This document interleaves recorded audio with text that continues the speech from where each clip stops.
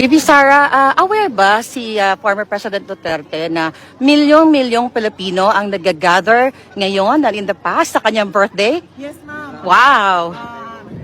Pinadala po namin kanina sa abogado Okay. yung pictures ng Davao City. Dahil kasi yun lang meron akong pictures but naintindihan ko buong Pilipinas ang nagse-celebrate ngayon ng birthday niya. Buong mundo. Yeah. Buong mundo nagse-celebrate ngayon ng birthday niya. Ang pinadala ko sa abogado and sabi ng abogado, there is a system doon sa loob na ina-upload yan sa laptop ng detainee at nakikita niya doon ang mga letters, ang mga photos, ang mga videos na pinapadala ng mga family members and I think allowed din ang mga ganun, mga footage ng supporters. Yeah. May message po ba siya sa government sa ginawa sa kanyang illegal kidnapping? Wala. Ma'am, he never mentions the administration. But up to the last minute, he always said and he told So everyone, that para organize po tayo, yung mga taong nandiyan, please, proceed po tayo sa Sasabi. loob. Para hindi po tayo magulo. Are you aware po na yung mga supporters ninyo ay ginigipit ng Congress at gustong ikulong? yes, ma'am. Opo. Actually, may nagpadala sa akin no, na retired PNP personnel. Sabi niya sa akin na on the days leading to the campaign, papahirapan talaga ang mga tao na tumutulong sa inyo. Kaya sabi niya, sabihan mo yung mga kaibigan ninyo at mga supporters ninyo na kung ano man yung mga kailangan nila i-comply sa mga government offices, BIR, Bureau of Customs, DFA, lahat ng mga merong negosyo na kailangan may compliance, ay i-comply nila because ang sabi ay papahirapan, kung hindi man papahirapan ay isasara talaga Ang mga tanang negosyo. business. Pero right now po yung mga vloggers or content creators talaga na sumusuporta sa inyo ay talagang tina-target sila. Yes, ma'am.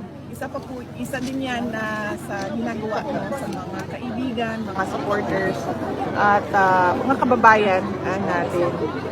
Ang nakita ko lang dyan, ma'am, noong sinimulan yung hearing, no, about vloggers at kung ano ang limitations ng isang tao sa freedom of speech niya, ay ang dami pong vloggers na lumabas, na naglabas ng hindi talaga totoo na bagay sa atin. Yeah. Katulad noong basketball player. Yes. Daming vloggers na naglabas ng paninira at walang basihan, walang ebidensya at hindi totoo na nakakasira ng pangalan nila. Yeah. Pero bakit wala Sila doon. sa hearing? Yeah. So bakit ang mga pinapatawag ay mga vloggers na sumusuporta sa opisina ko, sa akin, sa Vice President, wala man lang isang vlogger na tinawag para pasagutin kung bakit mo binastos yung pagkatao. Yeah. Bibi Sara, panghuli na lang kasi isa ako sa mga tina-target no ng Marcos administration at sinasabi nila na ako ay fake news. Gusto ko lang po bigyan ng diin sa inyo, samantahan ko na yung pagkakataon. Isa sa in-expose ko yung pag-kidnap sa 2 minor age ng isang kababayan natin. Nandito siya ngayon, si Mishina Makapinig. Gusto ko lang sabihin sa harap ng mga tao kasama ng mga media na hindi po fake news yun dahil yung biktima mismo ay nandito. At na-interview na rin po natin na isa siya bago ang Pangulong Duterte actually na kidnap, yun yung nakikita naman ng tao, ay siya muna, yung 2 minor de edad niya. And I hope yung ating mga kaibigan sa media ay sana naman pag-usapan yung ganun kasi issue yan ng Pilipino, ang kidnapping. Totoo yan, ma'am. Yeah. It is actually an item inside the armed forces of the Philippines. Yes, It is there is a record inside true. the AFP.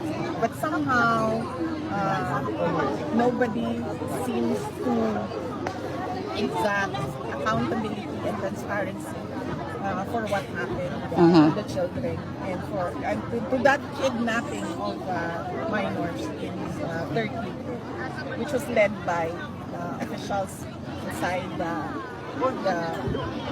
Philippine government. Yes.